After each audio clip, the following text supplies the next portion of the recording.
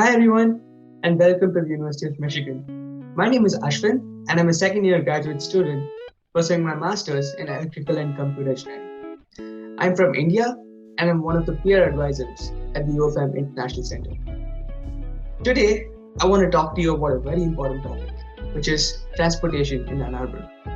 Mobility is very important when it comes to student life, and so I'd like to give you a brief idea of some of the transportation options here through this video.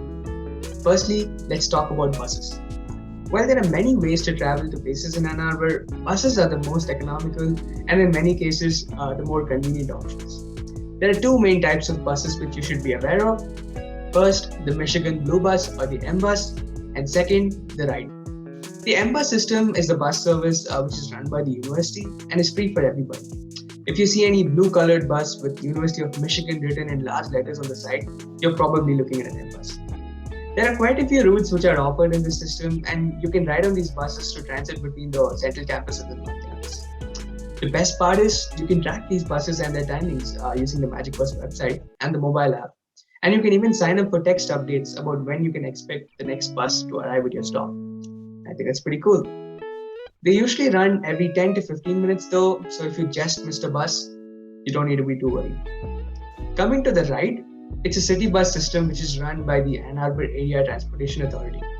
These buses run all through Ann Arbor and also include routes to Ypsilanti, which is one of the neighboring towns. Normally, there's a charge of $1.5 for every ride, but it's free for anybody with an M card. So always remember to carry your M card with you, since you'll need to swipe it when you enter these buses. There's usually a bus every 15 minutes once on weekdays and every 30 minutes once on weekends. And you can actually plan your trips using the schedules on their website. But I personally find it easier to just use Google Maps for this since it's pretty accurate with these schedules. I use the Ride buses almost every single day to go to different places, and they take me to most of the places I ever need to visit in Ann Arbor. So that's really convenient. Next, let's talk about cars. If you know how to drive, you have two options. You can either buy a car or you can rent a car anytime you need one.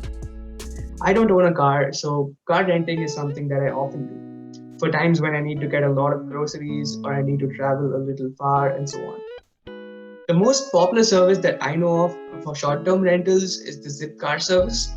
Zip cars are very easy to rent and use on an hourly basis as needed. All you need to do is to create a Zipcar account online where you'll need to upload your driving license, and once the Zipcar team approves it on the backend, you're free to take up a membership plan and book cars at any time based on the availability near your location.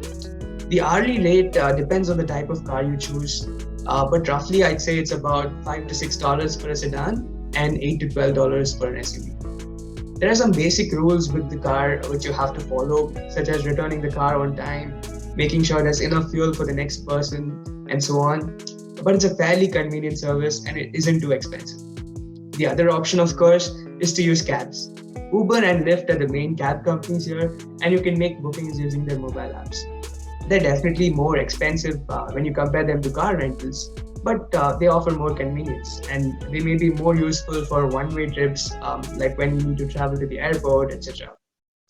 Next, let's talk about biking. Biking is a pretty popular means of transportation in Ann Arbor because it's a very bike-friendly town. So in most roads, there's a separate two-wheeler lane which you can make use of.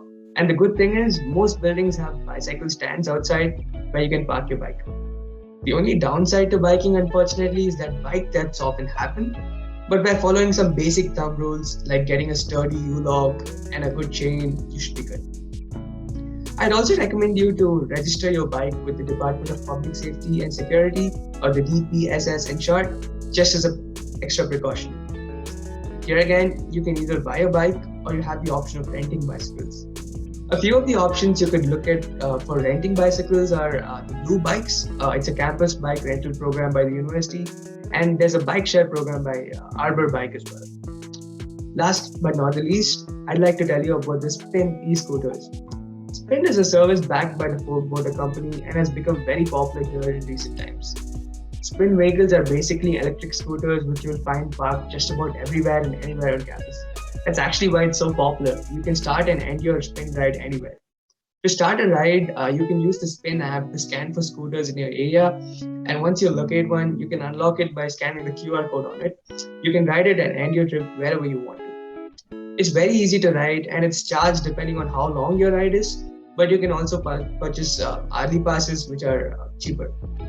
So if you have a long distance to walk and you're too lazy, you should probably start looking for these orange colored scooters. And that's about all I had to say today. Thank you so much for watching this video. I hope you found it useful. Once again, welcome to the UFM. I wish you all the very best for your student life here, and go blue.